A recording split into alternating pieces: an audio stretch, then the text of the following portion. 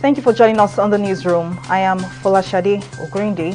The federal government says it is planning to recover millions of naira wrongly paid to 588 medical doctors across the country.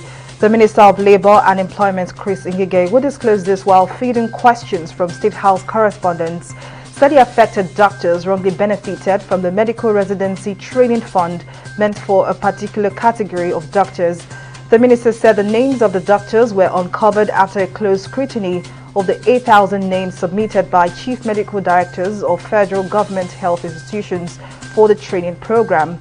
The minister said a substantial amount of the money has been refunded by some of the affected doctors, while efforts are being intensified to recover the remaining balance. The indigenous people of Biafra has begun moves to secure the freedom of some of its members arrested in Ghana. One of the lawyers representing the leader of IPOB, Nnamdi Kanu, Aloy Ijemako, made this known in a tweet on Monday. The Ghanaian police had arrested some members of the IPOB around Malam Junction in Accra on Sunday while they were having their monthly meeting. The lawyer noted that he had sent some documents that would aid the release of the separatists. The governor of Kaduna State, Nasser El-Rufai, has said losing his polling unit in the just concluded local government election in the state is not a referendum on him. His polling unit was won by the People's Democratic Party, a thing he described as a referendum on the councillor and the performance of the chairman of the local council.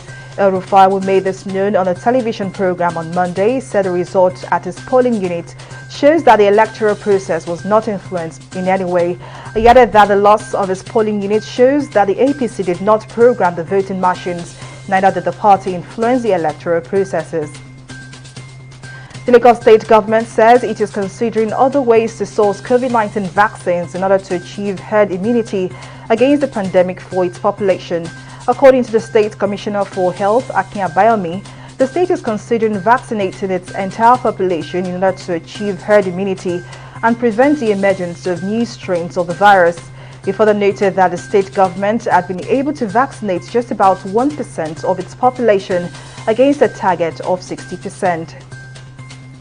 The Nigeria Incentive-Based Risk-Sharing System for Agricultural Lending says it has secured a 232 million naira credit facility from two banks to finance poultry production and cocoa exports in Cross River State. This was disclosed by the Managing Director Aliyu Abdulhamid during the agency's credit risk guarantee backing project launched with Gbagolo Integrated Firms Limited and Toaj Nigeria Limited in Cross River State. He explained that the Gbagolo Integrated Farms would use the 81.8 million naira loan to finance the purchase of 25,000 points of laybirds and other materials. Toaj Nigeria would channel its 150 million naira export trade finance to facility towards the sourcing and purchase of cocoa for export. Soldiers who seized power in Guinea have ordered government ministers and national figures to attend a meeting later today. In a television broadcast on Sunday, Guinean special forces seized power in a coup, arresting the president and promising to change the political makeup of the West African country. The special forces officers have warned that anyone who fails to appear would be regarded as a rebel.